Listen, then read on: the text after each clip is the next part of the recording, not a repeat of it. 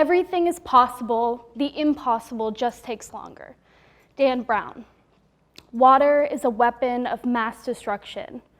Contaminated water has claimed the lives of more people than all forms of violence.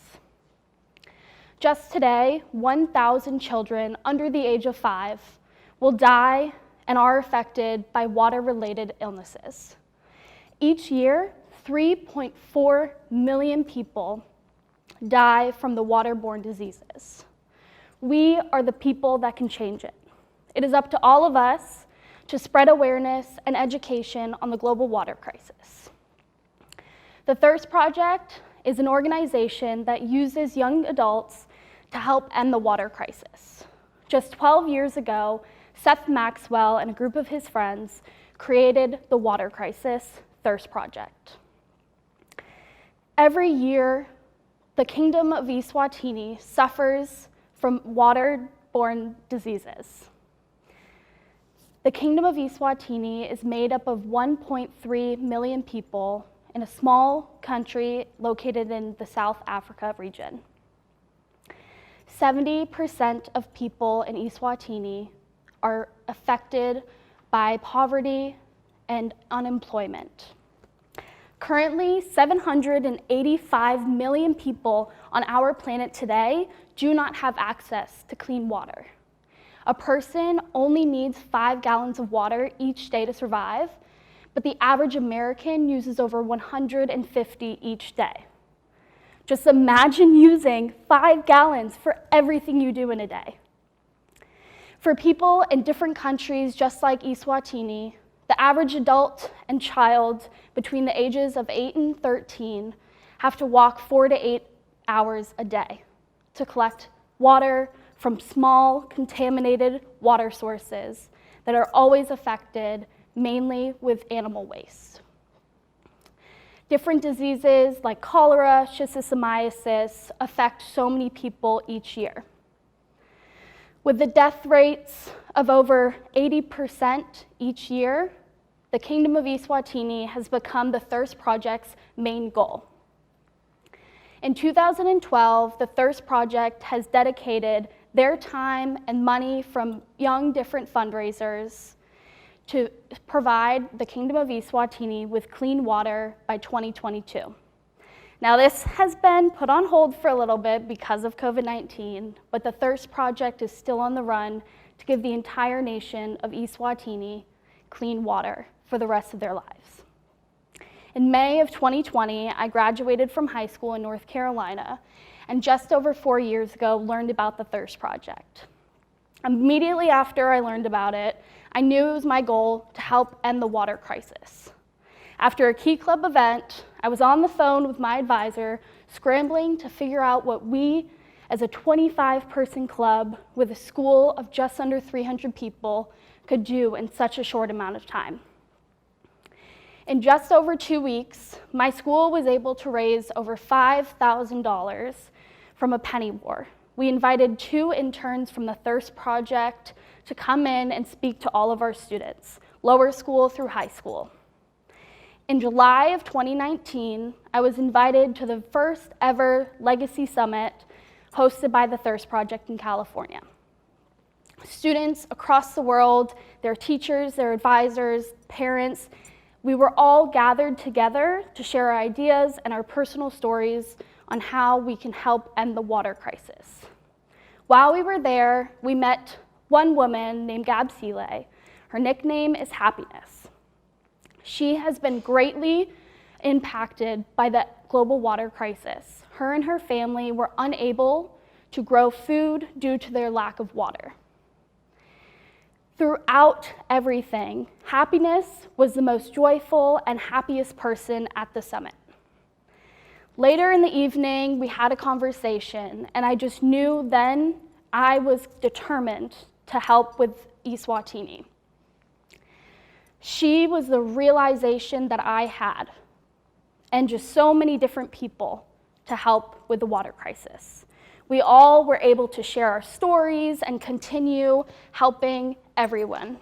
So people must carry this 5-gallon jerry can around with them to collect water. When that is completely full with water, it weighs up to 44 pounds.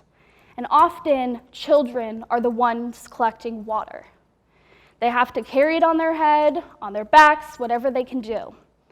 And a lot of times, children suffer from spinal and pelvic deformities due to carrying this for more than 4 hours every single day. Women who are in charge of the household have to also go collect water, and a lot of the times, unfortunately, pregnant women experience spontaneous miscarriages. Because of the lack of clean water, children are unable to attend school and gain an education, and women are unable to gain a job and provide for their families. Out of everyone in Eswatini, we have almost completed half of the country by giving them clean water. When families have access to clean water, so many things are changed. The economy, education, health and sanitation, and hygiene are all fixed. Without clean water, families cannot survive. One of Happiness's neighbors, Sapile, she was forced to collect water for her family from a small, almost dried up watering hole for 4 hours each day.